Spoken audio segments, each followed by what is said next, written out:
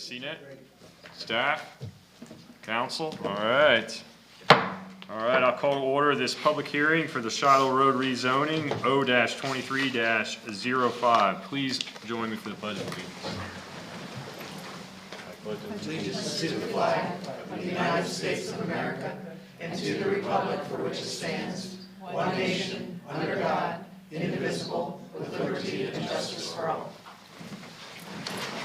Okay, so we don't have any for those in the room. Is there anybody online, public comments? None. Okay. All right. Staff or council, anything?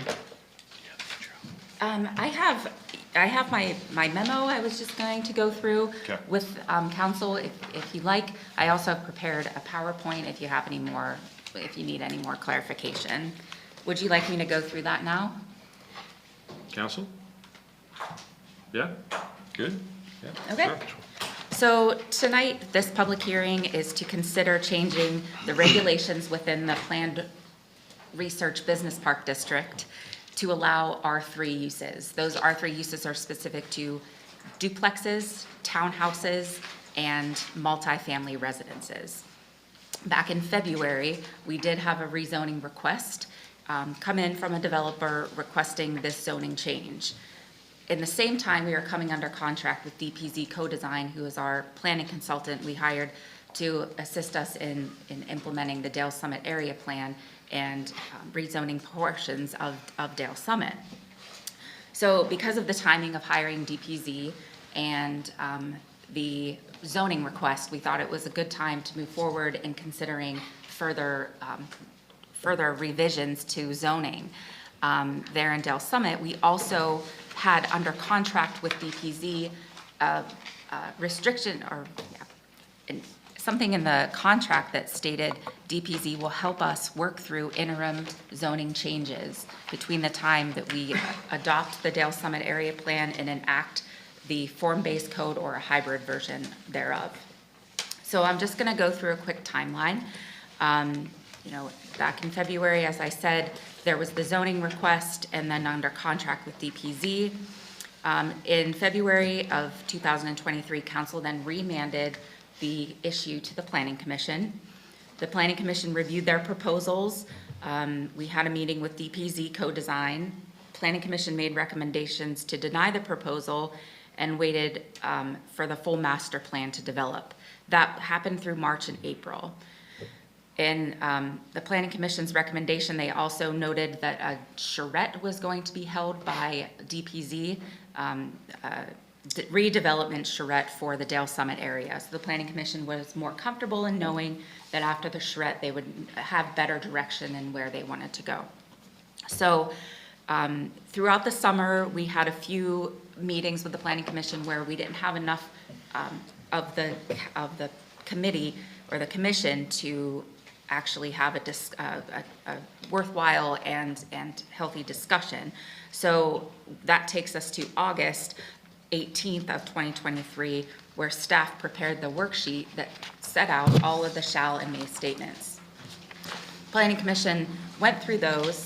Council decided to hold a special meeting to talk specifically about the shall and may statements, and at that time moved to set a public hearing for tonight, October 19th. We did advertise the public hearing, and we did send our notice to the Center Regional Planning Commission as per the MPC, but we also sent it to the County Planning Office. I just think it's best to keep them in the loop and abreast of everything that we're doing here in College Township. We had a presentation to the Center Regional Planning Agency as well as the Lucy Committee. It just happened to be a joint meeting, so they got to see our presentation as well. And they came back with no comments. They did ask one question in the meeting. They asked why the Planning Commission wanted this by right rather than by conditional use. And I think Ray Forziat at the time did a pretty good job at explaining why, as he was the chairman of the CRPC meeting that day. So that brings us to the county's comments that we received were pretty minimal. They commended the township for doing what we were doing, and also, saw some typos, mentioned the wellhead protection area, and also mentioned their housing needs assessment that was just adopted this year. So then that brings us to tonight, our public hearing. And we hope, if council's so ready later in the meeting, I've prepared a recommended motion. So if you have any further questions, I have some visuals and things if you want me to share, but I thought it'd be best to just go through the memo and get it that way. Thank you, Lindsay. Do any members of council have any questions or comments for Lindsay or for the good of the order? Yes. I would just offer that it was discussed at the County Planning Commission meeting on Tuesday, and as you indicated, the planning director spoke very favorably of what's trying to be accomplished. So. Great, yeah, I thought his letter was well written as usual for Ray, and I was glad to see their support. Thanks, Rich. Mm-hmm. Okay. All right, so accept a motion to adjourn. So moved. Second? Second. All right, we're adjourned. All right, I will call to order this College Township regular meeting for council. Just an announcement, the council did meet in an executive session prior to the start of the meeting to discuss real estate matters. All right, so public open discussion. This is for items not on the agenda. Is there any members of the public wishing to discuss an item not on the agenda, either present or online? Okay. New agenda items. Council members, is anybody wishing to add an agenda item to this evening's agenda? Okay, moving on. Special presentation, Chief Gardner for State College Police Department. Thank you, sir. Thank you. Well, thank you. I want to thank everyone for having me here tonight. It's such a joy to come out here all the time. We enjoy working out here. And I just feel it's important that we look beyond police numbers, arrests, and traffic citations and all that. In this presentation tonight, I'll just show you a little bit what's been going on in the State College Police Department, who we are, and a lot of changes and trainings and things like that. So we'll go through it. I'll try not to bore everybody. So without any further ado, that's just our mission statement. I'm not going to read it to you, but this is something that it's not just words on paper. It's something we really believe in. The next slide, it boils it down to the key points, is that we're committed to being responsive to our communities.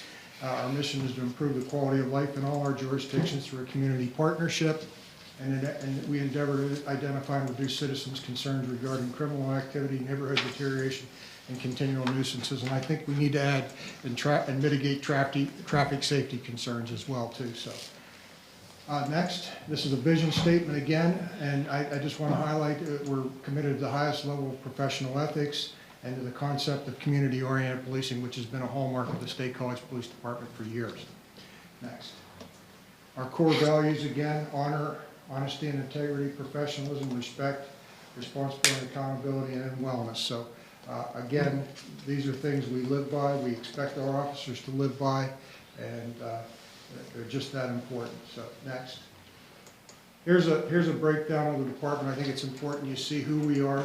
This is our organizational chart. I can't read it from here, and I don't know if anybody else can. But there was a significant change over this past year. As we're broken down into 4 patrol shifts. There's 2 daylight shifts and 2 night shifts.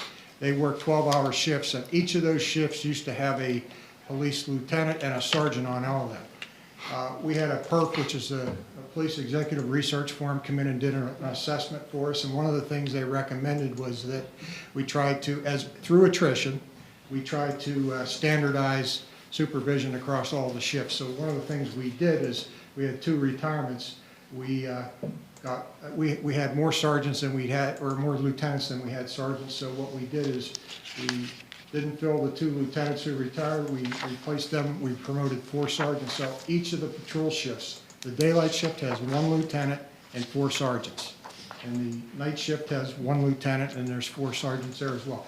What that allows us to do is have more standardization amongst the shift and supervision and carrying out the services we want. We're not dealing with 4 different shift commanders, but we're dealing with 2. So that was one of the big things that come out of there. Just a little bit of breakdown statistically about our department. We're authorized 60 officers. We're at 58 right now. We have 2 vacancies now. That 58, that's not operationally. We've got 5 in the academy right now. 1 is coming out of the academy in November. 4 more just went into the academy in early October, so we still have 2 openings we want to fill. Just a little demographics about our department. 71% of the officers have a college degree, of which 16% are master's degree. 31% of our officers are military veterans. 50% of those veterans have a college degree. 12 of our 16 supervisors have at least a bachelor's degree and 4 have master's degrees. 5 administrators in our department, supervisors, have command school training, which is like FBI National Academy or Northwestern School of Command. 19% of the officers are female, 6% of the supervisors are female, 17% of the detectives are female, and 10% of the officers are of color: Native American, Hispanic, Pacific Islander, African American. And that's something we've been really working on the past couple of years, and we're really proud of the progress we're making along those lines. So, next. Again, the goals and objectives here: we want to reduce crime through crime prevention initiatives. We want to improve traffic safety in all our jurisdictions. We want to improve the safety of the community, reduce unreasonable noise in the neighborhoods at night, improve police professionalism through training, and we want to promote community diversity, equity, and inclusivity. Next. This is I'm not going to read all these, but these are just some of the trainings and professional development that we embark on and we're going to be doing. You can see there's a wide range of, we spend a lot of money on training. We might, and it will go anywhere for the training. We want to make sure our officers have the best training available so they can better serve your community. So you can just see, you want to look at that a little bit. I think you all have access to the presentation too. So I will say that after this, if you have any questions, please reach out to me and I can surely answer them for you. Next.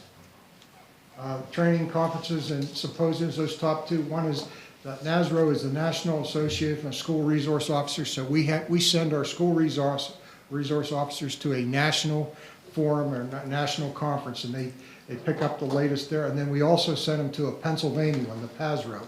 So they're highly trained. I know this has been a controversial subject or topic around whether we should have officers in schools and all that, but you can rest assured that the officers we do have in the schools are very highly trained.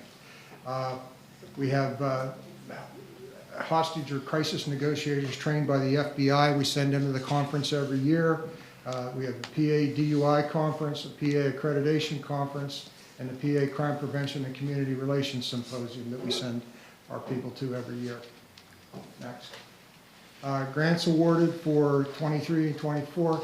This is the 2nd year of our police social worker position in the department. Amanda Matan started with us in June of 2022. That's Amanda pictured there. We have the Victim-Centered Intensive Case Management, which is our domestic violence grant. It was just renewed again for another 3 years. We were awarded slightly, just a shade under $375,000. We've had this grant since 2008, I believe, so it's been a long time. It might be 6 or 8, I'm not sure, but it's been a long time. We just got a grant awarded for civilian community relations specialist. We got that about a year ago. We're still trying to find and select the right person for that position that'll work along with our uniformed community relations officer. And then we were awarded a PCCD grant for technology improvements and a new records management system with the consortium, which is us, Penn State, Patton, and Ferguson Townships. So we're working on bringing a new records management system here and enhancing some of the technology. I will give a shout out to Carrie Miller. Carrie worked very diligently on this grant and the Civilian Community Relations grant and the VCI, or the social worker grant as well. So I've got to give her kudos for that. She worked very hard on it. And you're very fortunate to have her down here in College Township. I'm still mad at Adam. I know. But Sorry, it was a great move for us, so we're happy for it. And then a DUI pedestrian and school bus enforcement grant. So next. Just some notable accomplishments in the department in 2023. Officer Larry Hopkins graduated from the police academy and began field training program. That's Larry down there in the right corner, having his certificate at the police academy. And then we hired 5 new officers: Lindsay Park, Dylan James, Haley Killian, May Matsui, and Michael Wallace. And then we established a new police eligibility list for hire. So Exciting times there. It's good to start hiring people again. I say many times, when you hire new people, it's great, but it also means you're saying goodbye to a lot of people that left you too. So, but we're excited about the future, and these are the future leaders and down the road of our department. Next. Some of the notable accomplishments of 23, we promoted, like I talked earlier about, we promoted 4 officers to the rank of sergeant, and that was Sergeant Dean Woodring, Sergeant Andrew McGargy, Sergeant Matthew Dale, and Sergeant Cole Stover. We named a new community officer, new relations officer, crime prevention specialist. That's Officer Kylene Abramson, who replaced Dean Woodring, who was promoted. So a lot of moving parts. Next, we held the annual Camp Cadet Boys and Girls Week. We held the Citizens Police Academy. Again, the Center County Camp Cadet 6. This is Girls Week here. We participated in the annual Special Olympics sports run. We began implementing the PERF assessment recommendations. I explained to you about the rank reclassification. We're also looking at some of our other internal policies as recommendations. And then we were reaccredited by the Pennsylvania Chiefs of Police Association and elevated to premier status. This is the 5th time in a row we've been reaccredited, and that's very important. Of all the police departments in Pennsylvania, I think there's only like 130 or 140 that have PLEAC certification as a accredited department. So we're very proud of that. Departures and retirements we talked about. Lieutenant Todd Skolton retired with 28 years of service to the police department. Teresa Gedman, our records supervisor, retired with 35 years of service to the police department. So currently I don't have a records supervisor. Carrie Miller, my senior staff assistant, resigned to accept a position with College Township. Kevin Hockenberry, our data analyst, resigned to accept a position in the private sector. Detective Nicole Eckley resigned with 10 years of service to accept a position as a supervisor of the Penns Valley SROs. Jeremy Gibson, a detective, resigned with 10 years to pursue a position in the private sector. And Officer Lee Thompson resigned with 5 years of service to accept a position with a police agency near Philadelphia. I think this just illustrates the difficulty it is sometimes to hold on to people. It's difficult to recruit them, to bring them into the door, but I think you have to keep constantly recruiting. And they're leaving not with any problems with the department. It's just that, you know, there's a lot of reasons why they left, but it just illustrates the point that we have to continue to recruit our people and keep them. And we have to do other things. We have to provide better trainings for them and all that. And still sometimes that's not enough, but we wish all these folks well in their new ventures. So, next. Some of the notable events and investigations in College Township in 2023. You may remember, Adam, I called you one night about a body we found in a trash can. So that was an abusive corpse, a deceased male found in a garbage can as a result of foul play. Charges are pending against 2 local residents for that. We had some major catalytic converter thefts from vehicles reported during February and March of 23. The suspect is identified for over 30 counts of theft and was arrested. We had a fatal bicycle crash just recently on South Atherton Street. The accident reconstructions determined the bicyclist pulled into the path of oncoming traffic. So traffic safety, pedestrian safety, bicycle safety continues to be a point of interest for us and a major concern, and we're all looking for ways that we can better improve that. Then there's an assault investigation since Centercrest has moved to Persia Road, resulting in an increase in assault investigations and reports we're getting out there. Charges are currently pending against a staff member for assaulting a resident. So, next. And we had some burglaries at the UPS distribution center. Sustained 2 burglaries in the recent past. The suspect was identified forensically through a DNA and fingerprint match and is currently awaiting extradition back to PA. And we had a residential burglary, $50,000 worth of property taken. The investigation is ongoing now. So that's just a major synopsis of some of the things that were going on in College Township this past year. Upcoming trainings, I'm not going to read them all, but you can see we're heavily involved in training. Again, and if anybody has any questions about any of these trainings, please reach out to me, and I'll be more than happy to talk to you about it. Next. Again, we want to promote community diversity, equity, and inclusivity, and this is our will or our cycle. And these are a lot of the groups we're involved with, and we will continue to be involved with because we believe in a community partnership, and we believe in the way to deal with problems is to sit down with people and have open dialogue and discussion. So, next. A little bit about, I touched on earlier about the police social work program, so you might want to know what's been going on with it since we've had it. Since the start of the program in June 2022, there have been 731 referrals. That's June of 22 through the end of August. Our social workers joined several mental health related committees in the community. She's established a partnership with a psychiatric provider that sees individuals within 2 weeks of referral. That was unheard of. It was really difficult to get somebody, but she's opened those doors. She's made those relationships so that we can do that. We've collaborated with several community agencies to provide team approach support to individuals in the community that are struggling.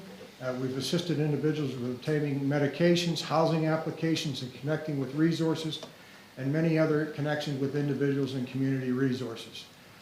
Next, a little bit about, these are just some of the statistics of who she's dealing with. 56% of the people she's dealt with are females, 44% males, 86% white, 10% black, 4% other. The age demographic of 25 to 44, that's 32%, and 28% of the age group 18 to 24. 13% are veterans, 84% are in State College proper, 12% in College Township, and 4% in Harris Township. Just a little bit of breakdown. These are our total calls for service, and the blue being State College, College Township being the orange, and Harris being the green. These are Part 1 and Part 2 crimes. You can look at those. You're kind of remaining kind of steady. There's not any real peaks there or jolts there that should be concerning. So, any questions on that at all? Yes. If I may, can you explain weapons on, I think it's INC 1500 for crimes? It says weapons. If we're going into the next slide, I guess. No, next slide. Yeah, these are Part 1, Part 2 crimes. This is from January of 22 through the end of last year. So Part 1 are serious crimes. They're all serious crimes. These are the ones that where they're more against people. The other ones are a lot more like property, but where you see weapons at. It's under Part 2 crime. Part 2, 1500. I'm just trying to understand what weapons or crime for weapons are. Well, that could be anybody that you take a weapon from or has a weapon or things like that, but or attempted to commit a crime with a weapon. Okay. Okay, so you can see, if I can see, you had no homicides in College Township in 2022, no rapes. You had 1 robbery, 33 assaults, and thefts. So for the most part, you were pretty, it's a pretty safe township, much like it was in Harris Township. You know what I mean? So, and then you look at frauds, you get down to Part 2 crimes. Frauds are across the board, and they run the gamut from, you get that letter or you get that email, send me $200 and we're going to send you $70 million or something like that. And a lot of these scams, they prey on the elderly as well too. So anybody out there, if it sounds too good to be true, it is. So don't fall victim to it. And if there's any doubt in your mind, call the police. Any other questions before we move on from this slide? Okay, the next one will be from January through August of this year. And again, you're seeing no homicides in College Township. You had 1 rape, no robberies. You have some assaults, thefts, and again, frauds are the ones carrying it. And then down at the bottom, some disorderly conducts. They seem to be the ones that, traverse all boundaries, all jurisdictions. So, any questions on any of those? And again, if you think of any of those, any questions you might have, drop me an email or something like that. And if you want further statistic or reasons or whatever, I can certainly do that for you. Just before you leave that completely, as a follow-up to Mr. Fagola's question, John, so far in 2023, there's been 16 incidents involving the weapons. I will And- drill down on that a little more. and see Yeah, what that I'm is. just curious, because that may have been a single incident somewhere. It could be. But I think that would just be something to note. You know, I'm not aware, and I don't know that you are either, that we have a particular issue there, but Right. that does seem to be a big jump from last year to this year, so. No. He's got me curious now too, so. But I'll Thanks. certainly get back to you on that. Thanks. Again, this is our crime data, which we had plotted. You know, it gives you a visual where it's happening. There's a legend over there. I'm not gonna sit here and try to tell you I can read that legend from here. But it gives you an idea where things are happening, where they're occurring. You see there are clusters of where those things are happening. And I know we did that because several years back here, I believe it might have been Eric Bernier had asked, he'd like to see it visually, so we obliged, so. That's great. So enforcement programs for College Township, we conducted 1,456 traffic enforcement stops for violations other than DUI down here. Our strategic traffic enforcement plan identifies the top locations to target enforcement actions. We use our speed sentry data collection and compliance enhancement, like our radar speed signs out here. We were able to collect data, either say, yeah, we have a problem, or no, it's not, it's perception more than anything. So we've used that a lot. Collaborative efforts on traffic calming with the township and PennDOT, and an aggressive driving grant, PennDOT, which provides us staffing to specifically target violations. So, next. Here's just some data so you understand where, I'm sure this is probably nothing that's surprising to anybody, where your locations are, where the most violations occur, and what those violations are. East College and Mount Nittany Expressway, the Lamont intersection, Hauserville Road, East College Avenue at Hauserville, and the 500 block of Brush Valley Road. And those are the violations we're seeing there, or the complaints we're getting there.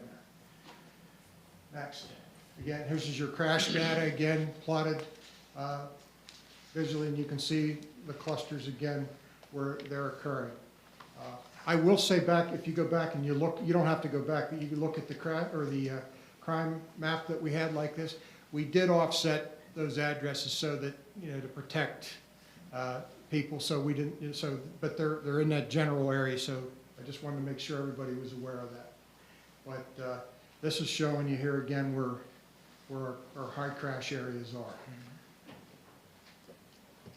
And then our crash information broken out. Total crashes this year was 329. That's up 32 from the previous year. Reportable crashes are 122. That's up 12. And a reportable crash is any crash that the vehicle can't be driven from the scene under its own power, or there's an injury, no matter how slight. So that's a reportable crash, and that goes to PennDOT. The minor parking lot ones, and we don't file with PennDOT.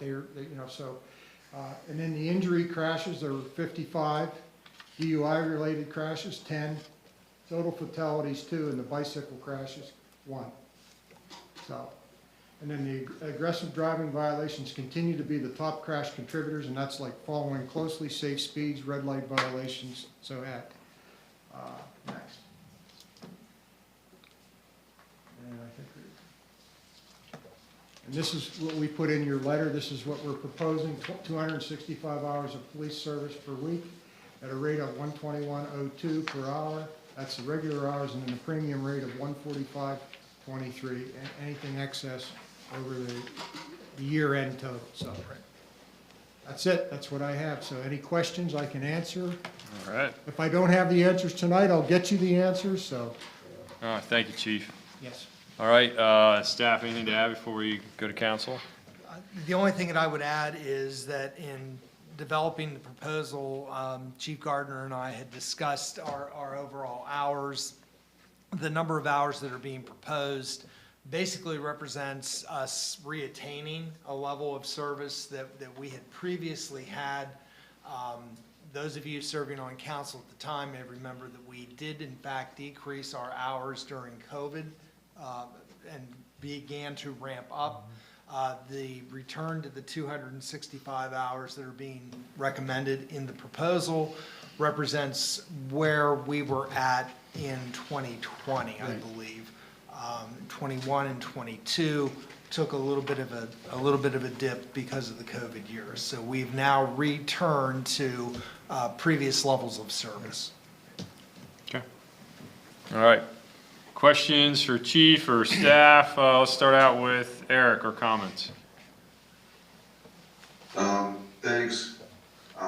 Thank you, Chief, for humoring me or accommodating me with the heat maps. And I don't have anything else to add. I think the chief knows how much I value our relationship with the borough.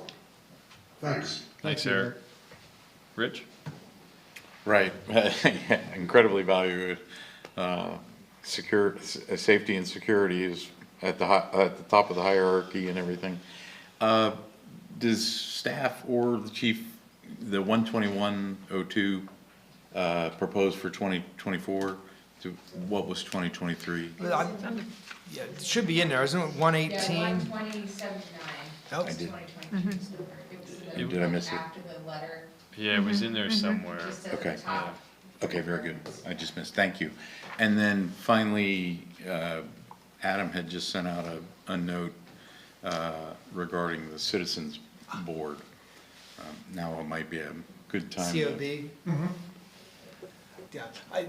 Yeah, actually, we had received an email from the State College manager relative to seeking volunteers for the Citizens Oversight Board. And that is something that any citizen in College Township or in Harris Township, in addition to the borough, is eligible to participate in or on.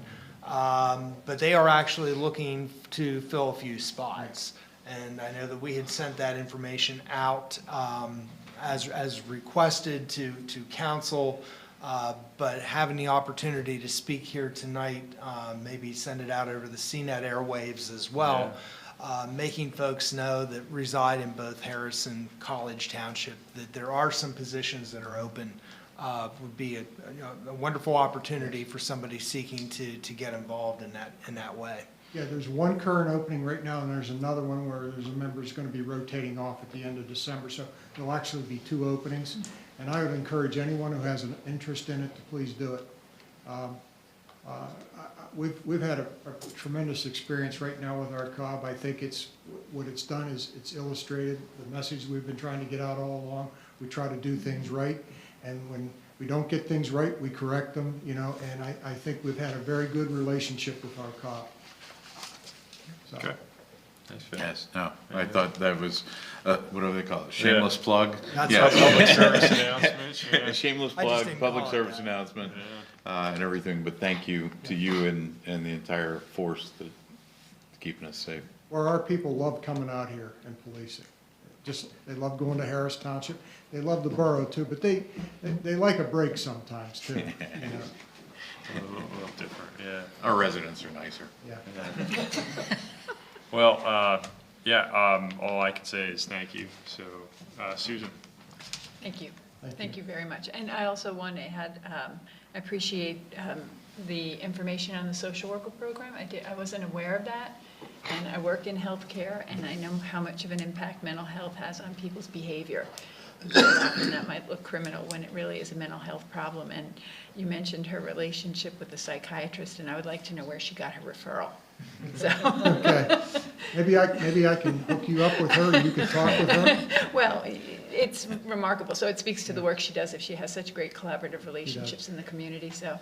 She does, and It's great. she's established great relationships across law enforcement all too. Because police officers are a little skeptical sometimes. This is this new Sure. program, we're bringing somebody in, and it's like they adopt an attitude. Well, how's this going to help me? How's this going to benefit? Right. Well, it was very early on they realized what a tremendous resource she was. So, Well, thank you for keeping everything so safe for us. thank you. I appreciate it. Anthony? No, thanks, Chief, and thanks to the officers for continuing to keep us safe. I appreciate it. Rich, you had something else? Yeah, I did. I found the 2022 letter for the service in '23, $120.79. So a whopping increase of, $1. Right. And if you, Well if you, done. and if you get like Denny Hammeister does in Harris Township, he actually breaks it down per resident per day, and I think he said for Harris Township this year, they're gonna be paying 22.16 cents per resident per day down there, so. Dang, We can get there too. So, hey, Rich, if you wanna send me that similar breakdown like that, I would be interested. Don't tempt me.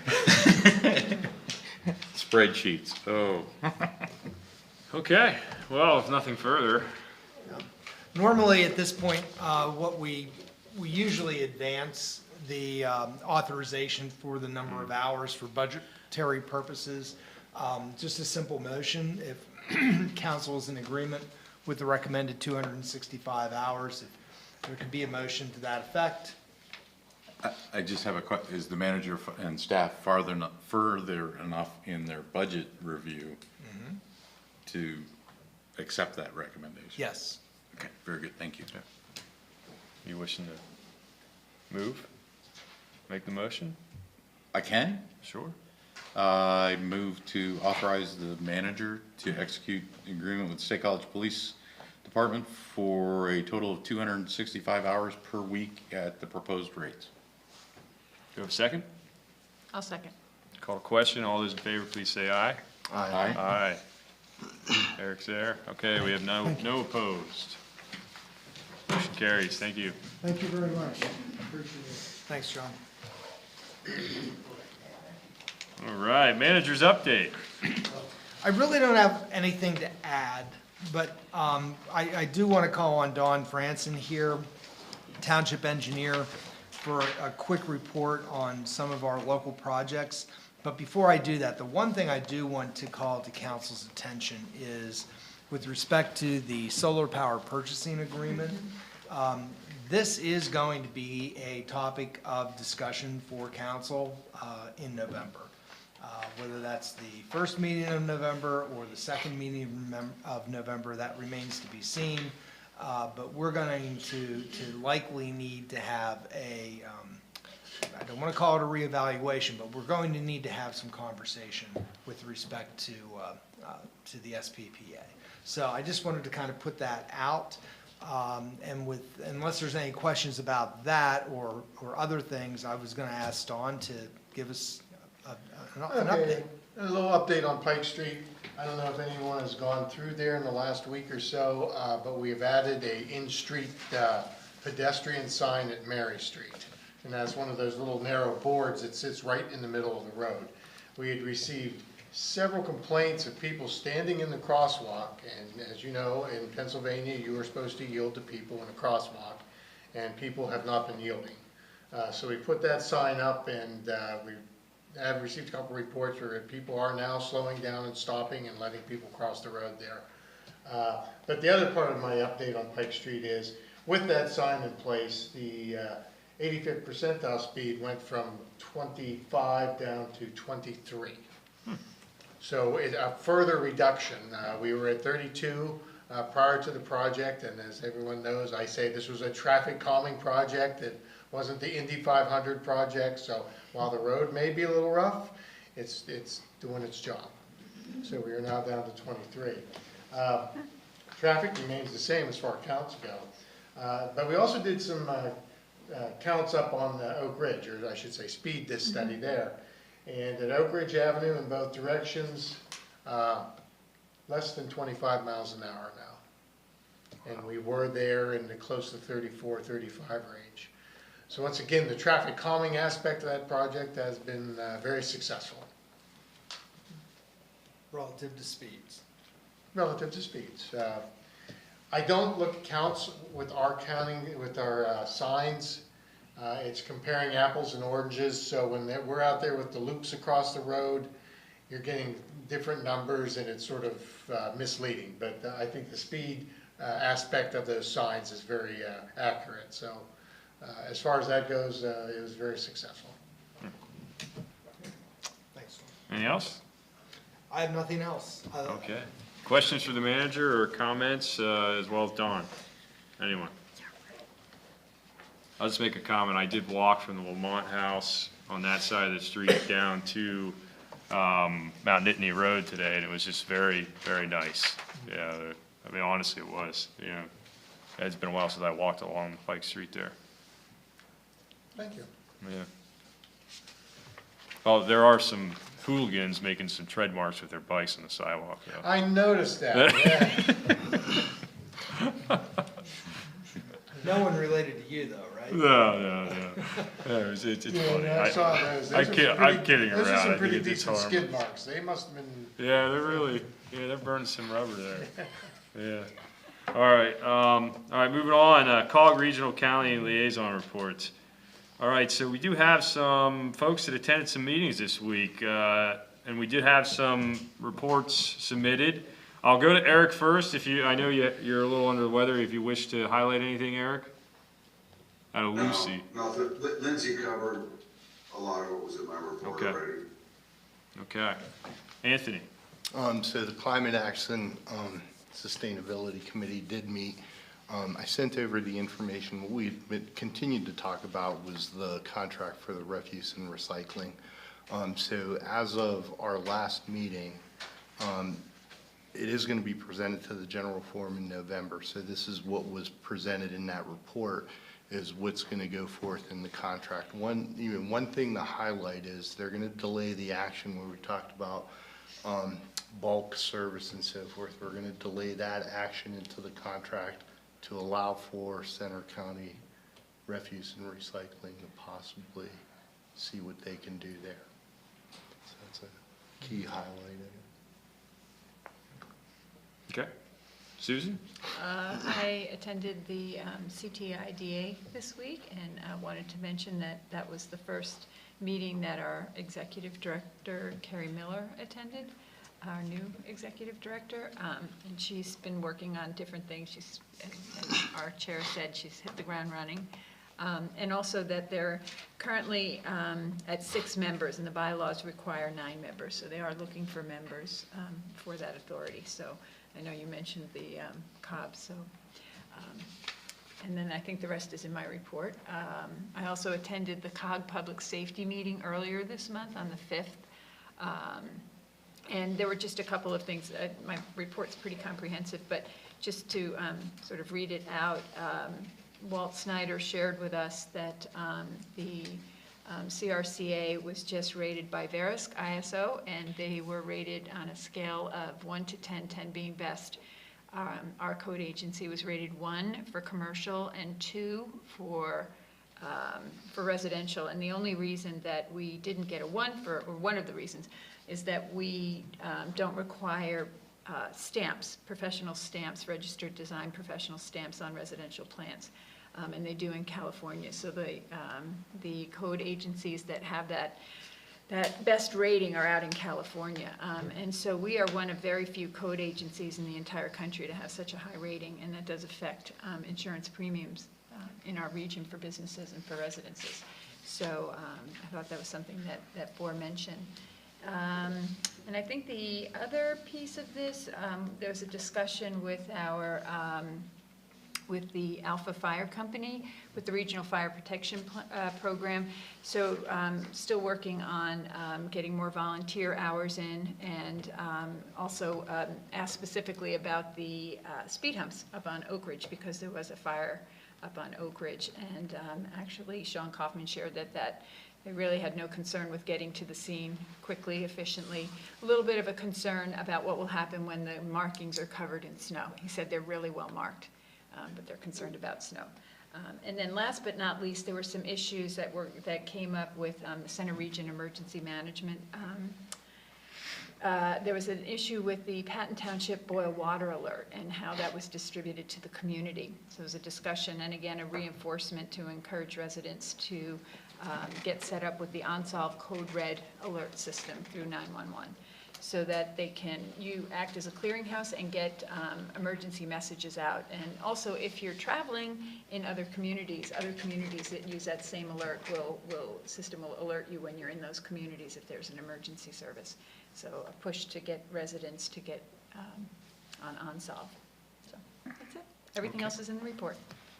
We'll go to Rich. Rich after myself. I just had the executive, and we discussed budget as well as Rich, I'm sure we'll get into some of that, and we had an executive session on real estate. Rich? Yes, so we are in budget season. It has pretty much consumed my life for the past 3 to 4 weeks.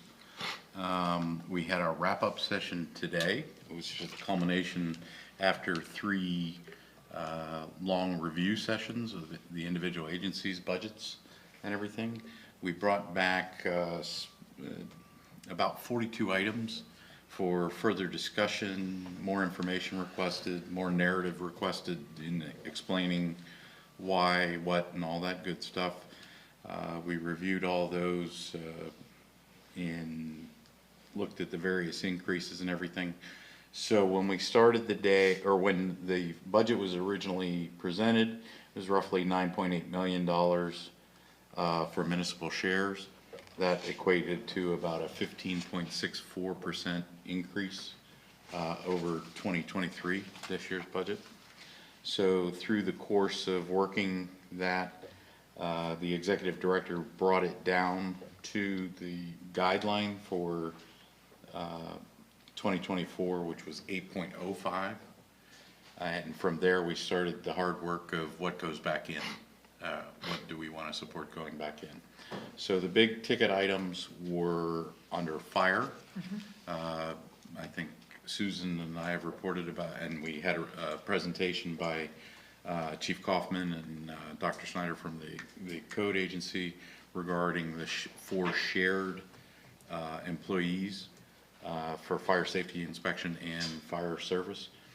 That we were able, after Chief Kaufman made an excellent presentation and made his pitch to put it back in, and you know, it's one of those things when you're evaluating stuff, life safety is at the top of the pack. So in looking at that, it was pretty clear that that's something that we needed to get started on. We've talked about the conversion of our wonderful volunteer fire service moving towards more paid. This is another baby step.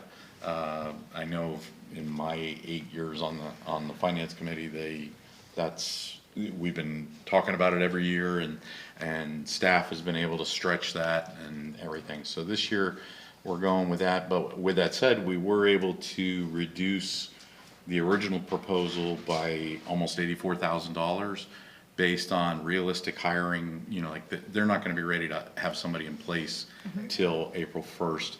One of the components that everybody needs to be aware as we go towards this, there is a very strong potential of getting into a position of collective bargaining.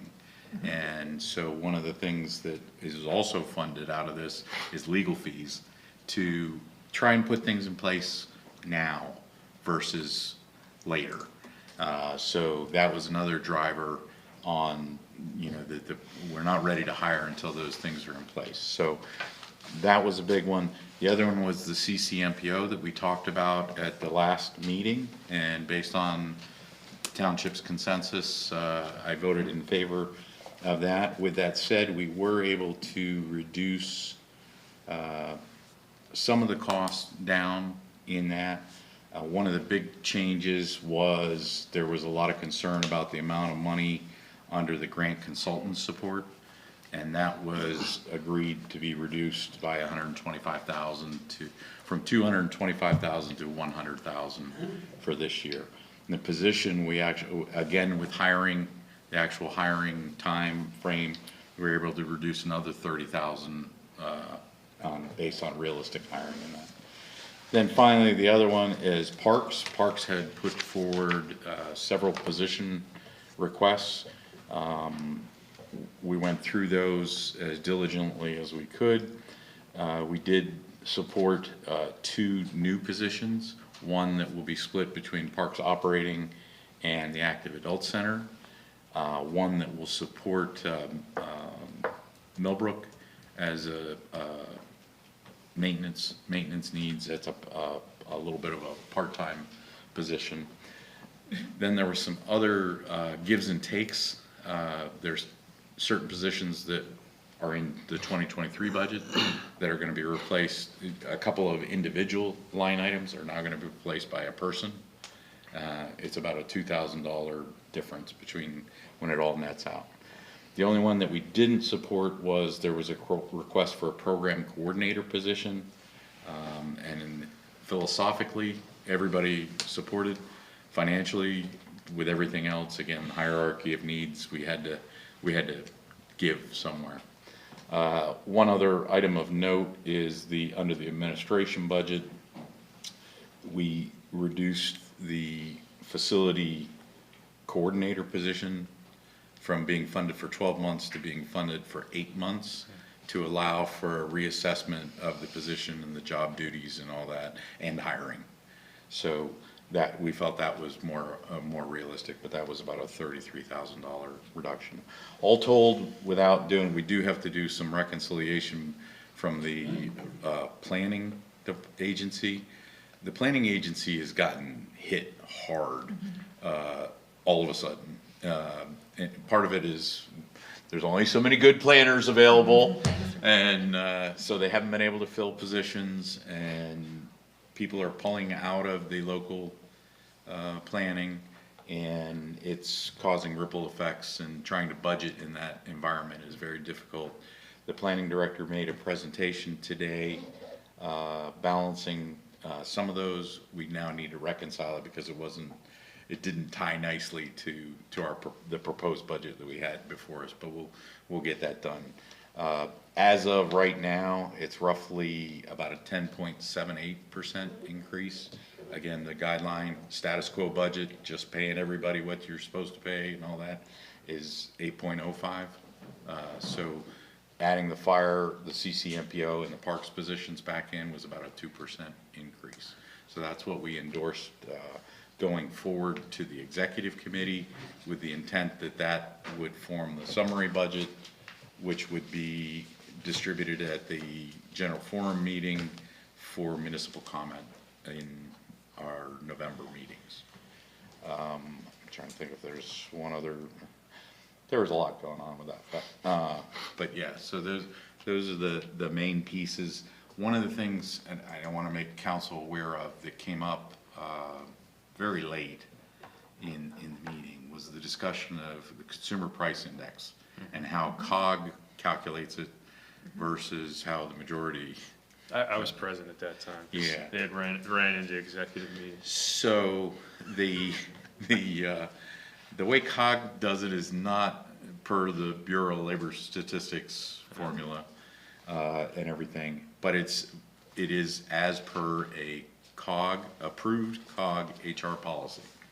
And so it is not finance's policy to change, despite some of our members' extreme desire to change it for 2024. My goal is that we get it changed for the 2025 budget, that we get it done. I pinged Mr. Long. Mr. Long was there, and I said, exactly how long has College Township been asking for this to be adjusted? And he was very quick to say 24 years. So I know for me, it's been 8. So hopefully we can see that for the 2025 budget. But there is, I think it's gonna. Yeah, you see, you just reminded me, I did fail to mention that we did address that in executive and did direct the HR committee to review that. Okay. But for the 2020, starting in 2024, yeah. Reviewing in 24 for implementation in 25? We weren't that specific on it, Okay. just reviewing in 2024. Excellent, excellent. So hopefully, before Adam retires, we'll have that adjusted and everything, and he can sleep better. I'm trying to think what so in general, we cut roughly 5%, or over 400,000 from the original proposed budget. So, and that's what you'll be seeing soon. Any sense at all yet, or do you have to wait for the updates to approximate College Township's percentage? Why, yes. As it stands right now, College Township is sitting at 1.458 million, which is about 183,000 more than last year, or this year, I'm sorry, this year. As a percent of the pie, the current year is 17.17%. Next year, the 2024, based on the new COG formula, or the various formulas, is 17.53. So our piece of the pie grew a little bit, 0.36%. Right. And then we've got the overall increase in the budget. So it's about 180, right, as of right now, again, pending reconciliation of the planning agency's numbers, it's about 183,000. Thank you. Certainly.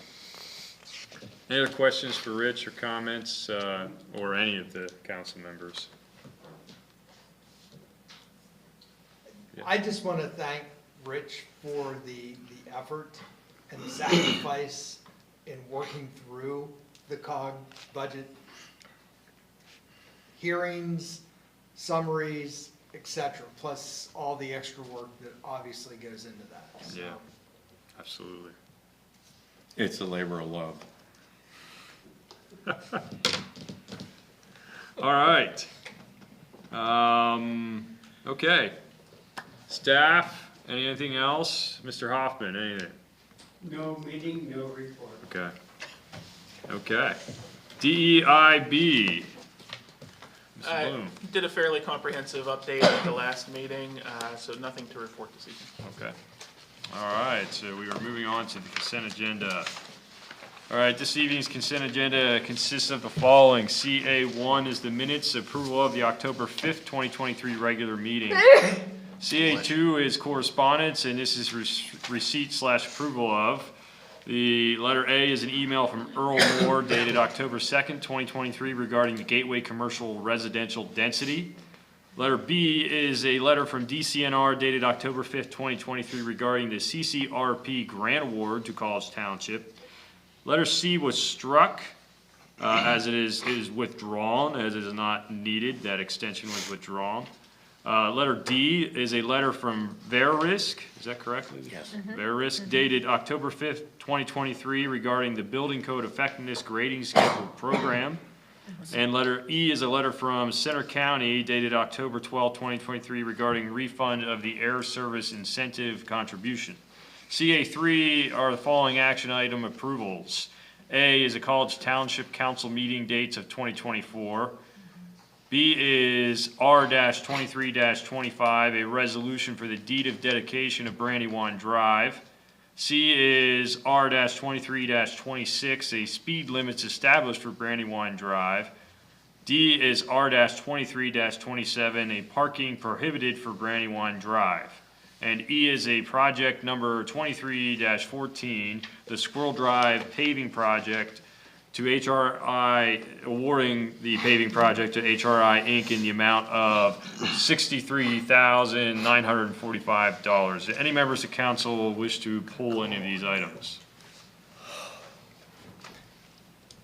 Yes, do you have a comment? Yeah, I would like, if possible, consideration to pull CA3B, the deed of dedication. Oh, I'll pull that one. All right. Anybody else? Can we pull something that was already pulled? CA2E? CA2C? C? Yeah, I think so. Sure. Yeah, It's on the agenda. it's withdrawn, yeah. But yes, but still there, yeah. Okay, anything else? Okay, Move to approve the consent agenda, less CA2 E minus and CA3B. all those in favor? Oh, we Just need a second. Second. All those in favor? Aye. Aye. All right, any opposed? All right, none opposed, all right. So let's discuss CA2E. Eric, you had a question or a comment? C. Yeah. It looks like an E with a line through it. It does look like an E with. I couldn't resist bringing this up because you remember what I asked the engineer and developer when we I mean, I think that was the third time we've seen at least a sketch plan, if not a preliminary, and, you know, I asked him straight up, what's the difference this time? He said, no, we're gonna do it.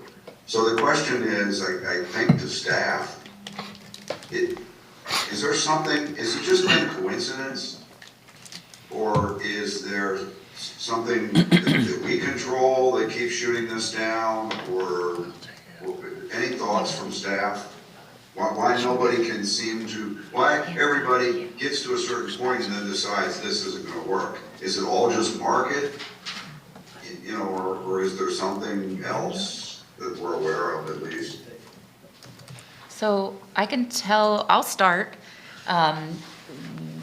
They withdrew the extension because they want to resubmit the plan showing less than what was proposed on the last plan. So we asked them to withdraw the plan and resubmit a new plan under a new application. But I think Don has something to add. Well, no, Lindsay, that's fine. I thought they were just bailing, like the past 2 or 3 people who have brought this plan forward. So that answers my question. Oh, okay, Okay. great. Thanks. All right. Okay. CA3B I pulled, but I'll defer to Adam. Yeah. Just a couple of comments here. As many members of council will recall, we have waited quite a long time for the completion of Brandywine and to get to this point. And even though we are at the precipice of accepting this road and taking over responsibility for maintenance, there is a condition that I'd like Don to speak to relative to items that were part of the originally approved plan relative to the completion of the roadway that may be somewhat modified. And one of you folks need to help me.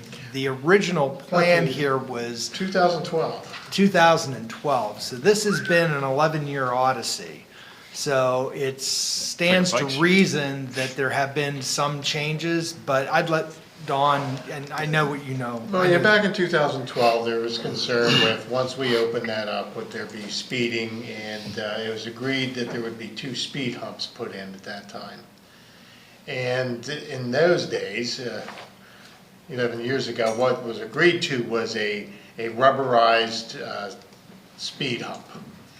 And what happened is they started putting the speed hump in. We went out and looked at the manufacturer's cut sheets for this thing, and it says, do not use these if you're going to be plowing snow.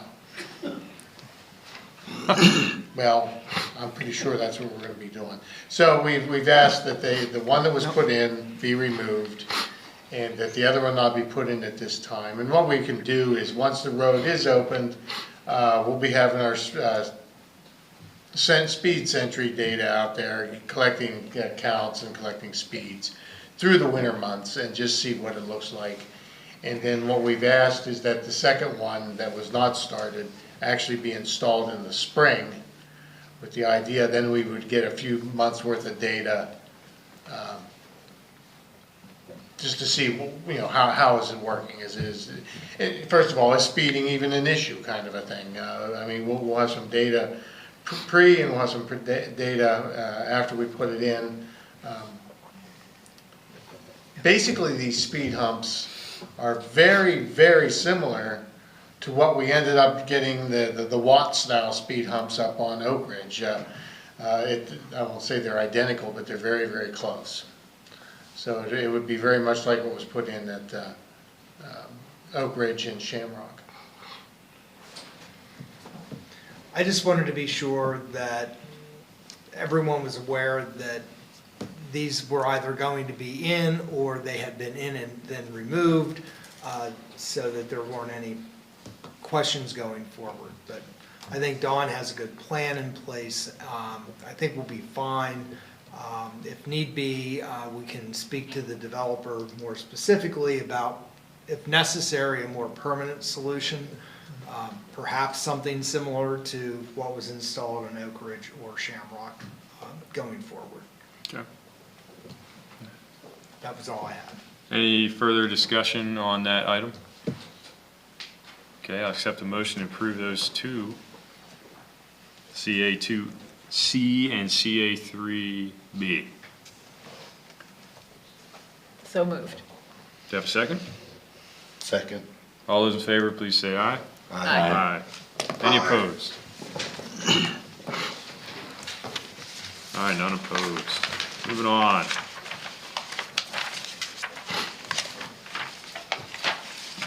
All right, OB1, Shiloh Road rezoning ordinance O-23-05. Lindsay, discussion and action. All right, thank you.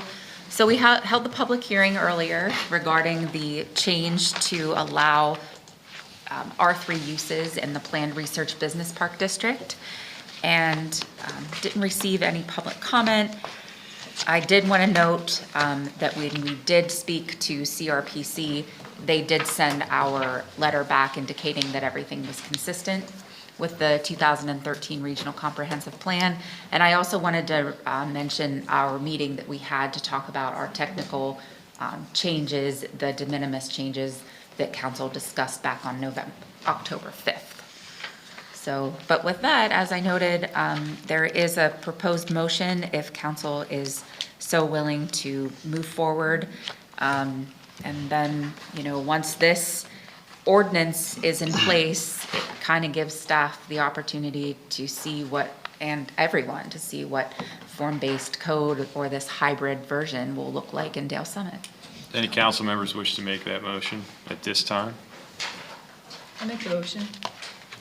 I move to approve ordinance O-23-05, adding section 15 to chapter 87, conditional uses, permitting duplexes, townhouses, and multifamily residences in the planned research and business park district, PRBD, by conditional use.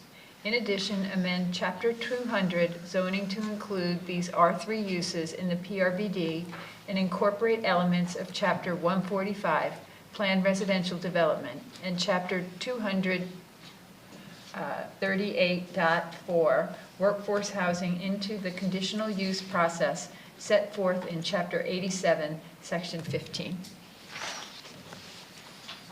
you have a second? Second. All right, we have a motion on the floor. Is there any further discussion? All right, I'll call the question. All those in favor, please say aye. Aye. Aye. Any opposed? All right, none opposed. Thank you. Thank you, everyone. All right, moving on to OB2, Spring Creek Park signage. Amy. Okay. Sure. So at the July 20th meeting, council took action to establish the no parking zones along Spring Creek Lane and along the east and side of Puddintown Road from the bridge over Spring Creek to the point north of Spring Creek Lane. We had received some correspondence from Carla Stilson in August, and staff was asked to review the recommendations and provide feedback. So the memo that's included in the agenda takes the excerpts from her email so that you'll have the actual comment, and then of course below it is the feedback from staff. One of the things that she noted, and I don't know that I want to read these word for word, but I'll paraphrase. If we need to get a little bit more specific, I will. But the gist of the first comment was to basically remove the parking signs, but establishing fire lane zones, no parking fire lanes. So I did talk with the fire chief regarding placement of these, and he is the responsible party for establishing or designating fire lanes. And he did indicate that because there are residences on Spring Creek Lane, that is actually a reasonable request. He did not feel as strongly on Puddintown because there are no technical residences that would benefit from a fire lane being established there. So most of the time in this region, we do have signs as well as pavement markings because of inclement weather can mask the pavement markings, and therefore the signs aid that. Because the park is not used as much in the wintertime, if at all, we do plow that area, it is reasonable that we could establish the fire zone, or fire lane on Spring Creek Lane. Spring Creek Lane. I almost said Panorama. Panama. As suggested. I mean, we believe what we have there is adequate. It meets, it follows the MUTCD. It does provide a few signs so all can see the zones being established. But, council can chew on that a little bit if they feel that that would be something they'd want to do. I can tell you in meeting with the 2 residences that are on that road, they were happy with the sign placement. They were excited because they were now getting, they were the ones who had called with the biggest concerns of not being able to access their roads or their drives and being parked in and people being in on their road, on their yards, so. Before you go on, Amy, let's just do each number at sure. a time. So council, is there any questions or feedback for number 1? Yeah. Just out of curiosity, more than anything, so I know it was noted to say a fire lane, but could you just paint striping and not designate it as a fire lane? Well, you could stripe it, You but could stripe unless it, there but- is some attachment to an ordinance. Right, it can't be It enforced. wouldn't be any more enforceable than anything down there without a sign. So the signs are enforceable, the striping, if it's designated as a fire lane. I would add to that, at least I know at one time the police were taught, and I believe it's in the vehicle code, that it must be signed. Whether it's striped or not, it still must be signed to be able to enforce it and write tickets. So those could either say signed with fire lane signs or signed with no parking signs. But the striping itself is not sufficient to issue parking tickets. I just wanted to confirm, just in case. Yeah. Okay. Thank you. That could have come in handy earlier. We don't, no, it's okay. Anyone else? I kind Anyone? of, that's okay. That should have been part of the staff feedback. Yeah, Written. I didn't seek any other department's input, so it's my fault, I'm sorry. Write this one up to the manager. She talked to me, The yeah. manager, yeah, there it is. There it is, that's exactly right. It Okay. is. It's not her fault. All right, anything else, Eric, on number 1? No? No, Okay. All right, move on to 2. Okay, so the second one was please take down the signs on Puddintown Road allow parking on both sides where not marked out as described above. So, again, I'd noted that the fire chief felt that designating a fire lane on Puddintown was not reasonable. So that, to me, answers that particular side of not being able, or changing it out from no parking to a fire lane. The no parking zones on the east side were established for the required sight distance triangle for the road intersection with Spring Creek Lane. And I did include a map in my memo that showed the sight triangle distance based on the PennDOT formula for the slope of the road or the grade of the road, speed of the road. And at the intersection, the typical vehicle is positioned about 10 feet back from the edge of the cartway. And it actually requires 249 feet of distance in both directions. So it is a little bit short. I mean, we did sign it all the way to the bridge, the guide rail that comes down from the bridge. That distance difference is only 100 feet, which is roughly 4 spaces. Now, the spaces on the opposite side of Puddintown, which is the access into the Penn State properties, the vehicle code prohibits parking through an intersection. So those signs could be removed without any impact, because if someone were to park through it, the police could still ticket for being parked through an intersection. So I wanted to offer that as well. That's all I have on that particular item.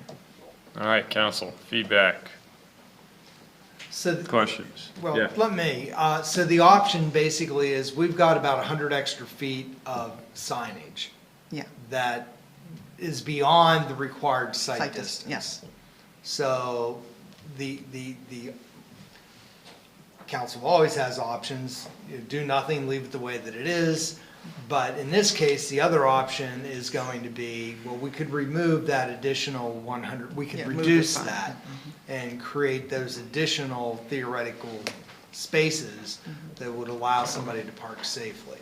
Yeah, and then what, at the same time, you'd be removing the ones that aren't necessary on the other side of the road? Yes. Okay. All right, so let's just get feedback or questions, and, based off of that, are you in support of removing signs, or just leave it the way it is? Rich? I'm in support of removing. I'm in support of removing. I'm in support of removing. Eric? I should have said pending what Mark says. I agree, except on the other side of the road, I don't understand, if you still can't park there because it's an intersection, what do you gain by removing the signs? And then a follow-up, since Mark brought it up, is it enforceable if we remove the signs? Yes. My understanding is you cannot, the vehicle code indicates that you cannot park through an intersection. So that Okay, would, then- yes, Then any back to intersection. my first point, what do we gain by removing the signs? All we're really doing is enforcing the vehicle code requirement, right? Right, and it would just be less signs in that area. They're already in place. Well, people are dumb. I'm sorry, I go by that, and before those signs were in, people were use Yeah. that and park that full. And all we're really doing is creating a headache. Somebody has to call the police and have them come and cite people. And if the signage there will discourage or prevent people from parking there and eliminating that whole problem, then I don't support removing the signs from across the road at the driveway entrance. Thanks, Eric. Any change in thought from what Eric's point was there, Anthony?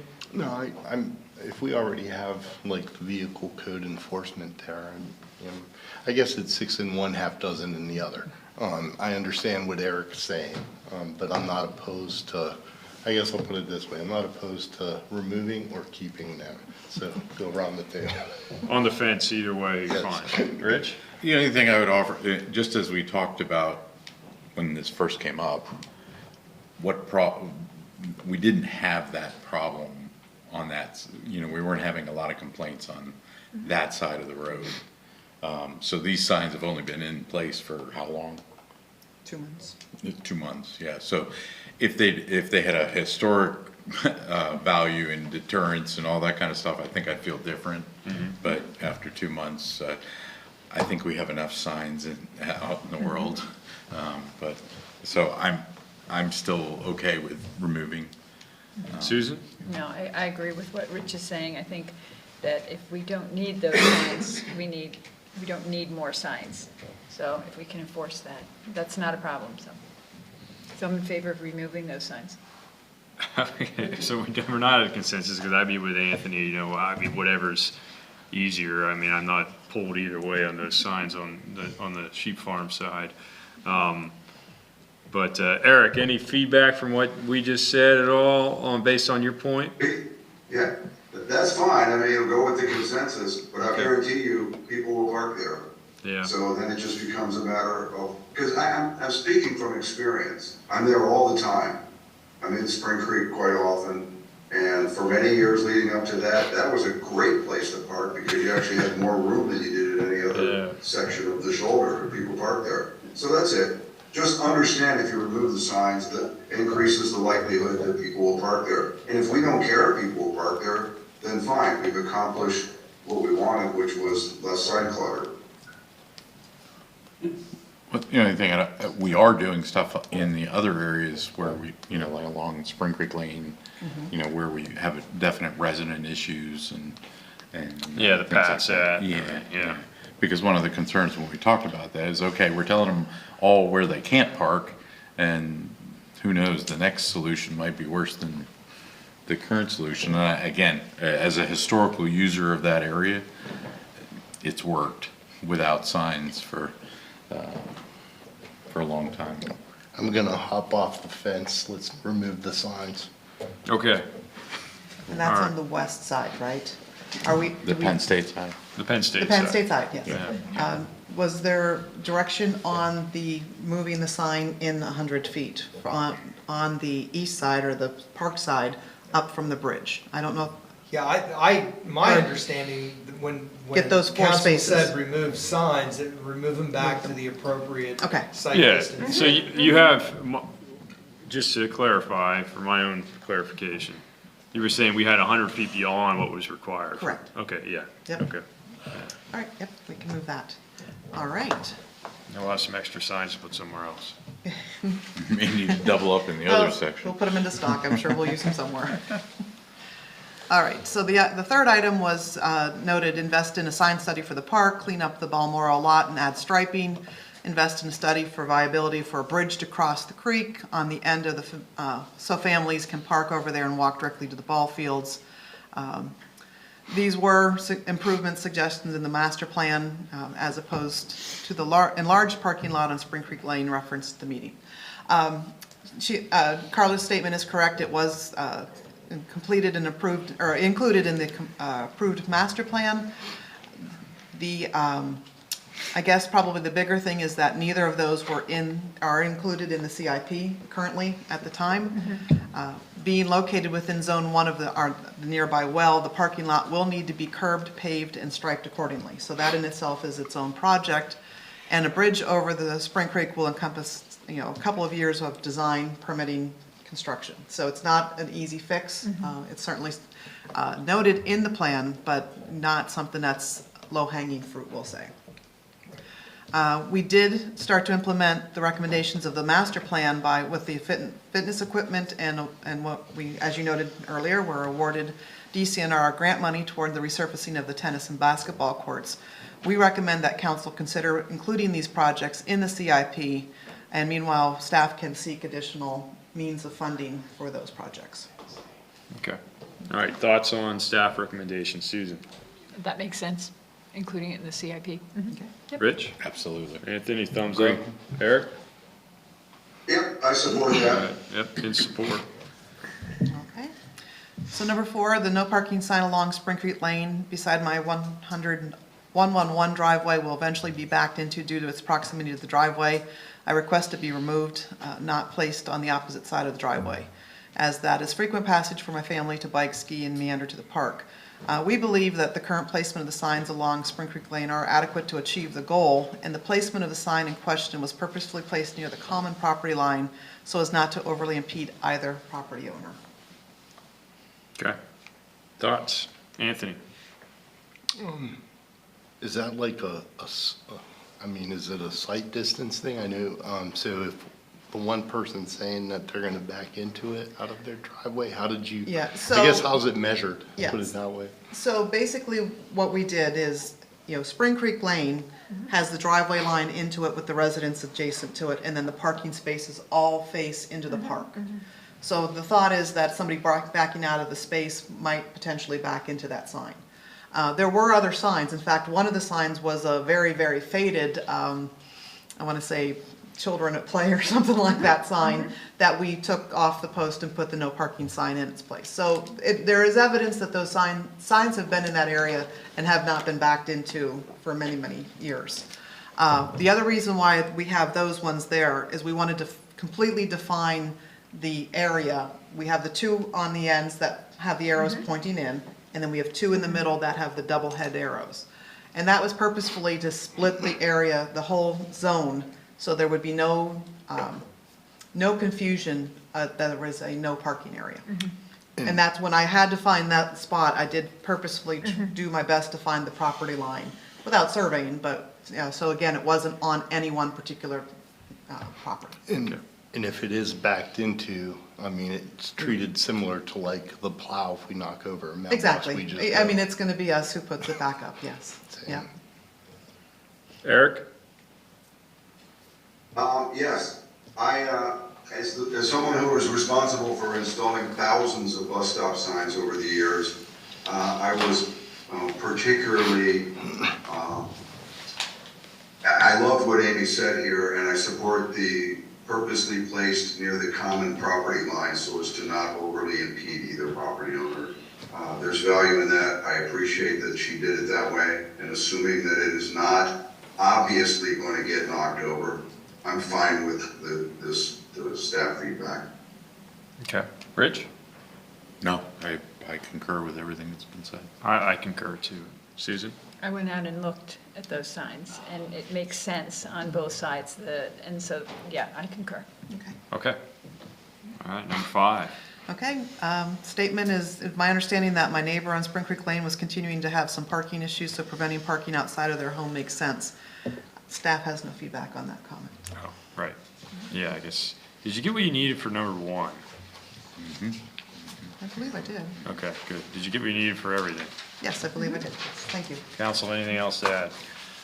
Just a question, Mr. Yep. Chair. So was Ms. Stilson made aware that we were going to be discussing this? Yes. Yeah, I don't believe she was. I did. Oh, Oh, excellent. I did. Excellent. thank I you did so reach out to very her. much. I actually Excellent. asked to go walk her request, and we Excellent. never did that, but I did let her know twice this week, so she was Okay, aware. And she thank couldn't you make so it much tonight. for that. Excellent, So, That was- excellent. Thank you. yep. that was an Okay. oversight. Thank you. Thank you. All right, awesome. Then we're moving right along to new business. New business number one, Library Articles of Agreement Amendment. Discussion and recommendation from the manager. Yeah, this was forwarded to me by the COG Executive Director who's looking for feedback. I take no credit for the actual memorandum contents because we copied and pasted it into a College Township memo format. So it does say from Eric Nuremberg, but regardless, and thank you, Jen, for taking care of that. This is a direct result of the Half Moon Township withdrawal from the library. And the question basically is, there's a library board seat that Half Moon had previously held or will be giving up. And that library board seat needs to be in some way redistributed to complete representation on the library board. And so there are three alternatives that have been suggested here. One was, and by way of justification, apparently our utilization in College Township of library facilities and services has increased a little bit more than some of our other colleagues, and there's a recommendation that College Township hold that additional now or soon to be vacated seat. The second suggestion is that that seat be rotated amongst the other members of the municipal participants in the library program. And the third alternative was that that seat be assigned by the library board itself. In terms of a recommendation from the manager, I think either of the first two are plausible. I'm not sure that the townships, all the townships' interests are necessarily served by allocating that seat back to the actual library board for filling. Okay. So that's the basis, and we're just looking for comments. Okay, council, let's hear your comments and whether you got a preference on any of those three. We'll start out with Susan. I'm not aware of who sits on that board and what the positions are in College Townships. I tried to find that information. Do we already have a seat on the We do. board? We do. So this would give us a second seat, That's correct. and Patton has more library usage than we do? And do they have a second seat as well? I mean, I'm not sure I understand how Yeah, that seats are allocated. The array of the board, is that what you're Yeah, asking? the array of the board, I believe, it's, Anthony, do you recall, is it a Kim. 9-member board? Yes. 9-member Yes. board. I believe that there are 2 representatives from Patton, Okay. 2 from Ferguson, and 2 from the borough. And then there Okay, so had they're been township. 1 each from Harris College and Half. Okay, so they're all, it's a municipal, all the seats are held by the different municipalities, okay. I would favor 2 seats for College Township. Okay. Anthony? I would agree. Okay. Eric? I agree with Adam that the first 2 bullet items are more palatable, but I have to say, if I understand the third bullet item, and I understand what Adam said, the board representation tries to follow anticipated use, is that correct? It's prorated around use? It doesn't matter. I think That was the rhetorical question, because I think it is. I think I'm pointing out the problem associated with not just having a 5-member board, 1 from each municipality, then you don't have to deal with this kind of stuff. Or a 9-member board with 1 member from each of the 5 municipalities, and then 4, subject matter experts or whatever. To me, that would be the much better solution, but I don't think that's what they're proposing, is a complete restructuring of the board. So given that, one of the first two seem to be the more palatable. But if there's consensus amongst the board, pursue something that doesn't require these kind of modifications every time somebody pulls out or every time somebody's usage spikes, I think we should support that. Thanks. Rich? Yes. Okay.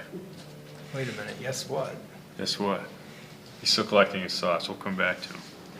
No, I was just trying to look up the library board, I don't so. know. I couldn't find it. I got it, Oh, you did, yeah. okay. Mine- So, I'm seeing 2 Patton, 2 Ferguson, Composition of the board. Yeah. 2 Borough, 1 College, and 1 Harris, And the Half Moon. and the Half Moon spot. Right. Yeah. That would make the 9th, yeah. Yeah. It's always better to have a voice. It's another ABC we have to fill. Yeah, Yeah. that's right, that's Well, I exactly mean, right. that's, And I the mean, I only- didn't even consider this till Eric said it, with the difficulty of filling ABCs. I mean, that 5-member board's kind of intriguing to me, is that something that could be floated back?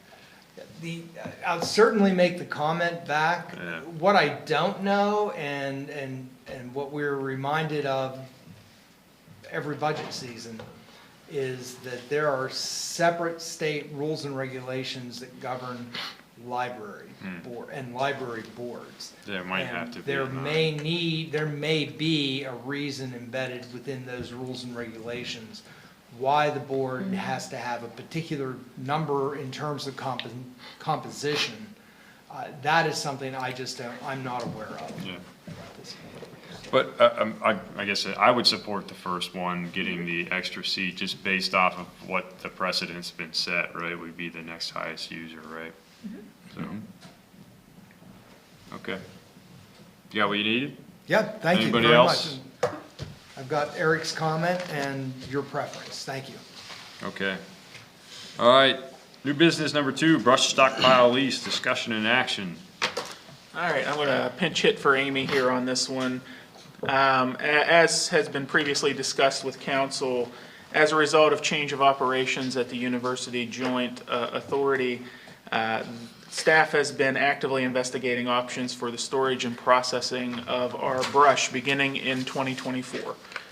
Just for a little historical context, as UAJA is going away from their current operations, current processing of those types of materials, they are planning to stop accepting that at the end of this year. So we were on notice that we needed to do something different, and staff has been looking into those options. After looking at a series of potential avenues for that, staff has concluded that a land lease for parcel number 2 at the 2900 block of Stewart Drive represents the most efficient and cost-effective option. This lot, approximately 1.1 acres, is in close proximity to our existing public works facilities in the Caroline Industrial Park. It has plenty of space for the operations that we need. And as an added bonus, it provides an opportunity for additional laydown space that will allow us to vacate our current operations in the shale pit on Mount Nittany. This then opens up the ability for that to be transferred over to trailhead parking or other use, and kind of has been a standing goal of council over the last couple years to try to open that space up. So before you this evening is a proposed lease agreement. The term on that lease is currently 3 years with the option of renewal for an additional 3 years in concurrent 1-year terms.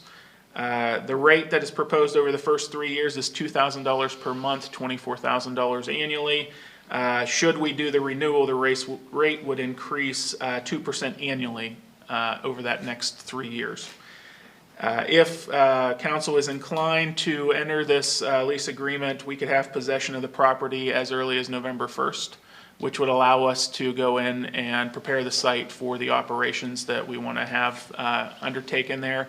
Would most likely be some installation of some type of barrier, most likely some type of gating that provides us an opportunity just to control the site a little bit better and make sure that we're not having impacts on the adjacent properties. There is the potential that we may investigate sharing this location with another municipality. That's a discussion that is ongoing at this time. Should that happen, it only makes it even more cost-effective for us for a certain amount of time. So what staff is ultimately looking for this evening, if council is so inclined, is that you authorize the township manager to execute the lease agreement for the parcel in question. All right, thank you, Mr. Bloom. All right, council, we have a proposed motion, but I will just open it up for question now, and we'll start with Eric if you had any questions. Eric? Okay. All right. Any other questions? Comments? Anyone wish to make the motion? I'll do it. I move to authorize the township manager to execute the lease agreement for parcel number 2, 2900 block of Stewart Drive. Do you have a second? Second? All those in favor, please say aye. Aye. Aye. Any opposed? None opposed. All right. Thank you very much. Okay, do we have any staff informers? I don't think I saw any in the pack. No, we did. There's a few. There are some. Does staff wish to talk to or speak to any of that, or does council have any questions? No questions, just a statement that if you see the UAJA report, they're reporting that the unpaid balance for the borough is approaching $1.8 million, which includes penalties, and should it not be paid, is very likely to cause another rate increase in 2024 for the other customers of UAJA. All right. Thanks for pointing that out.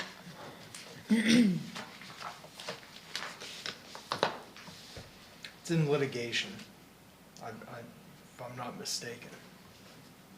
I have no idea. The If issue. it's gotten is- to litigation level. Yeah, but- the issue itself is presently in litigation, or either mediation or litigation at this point.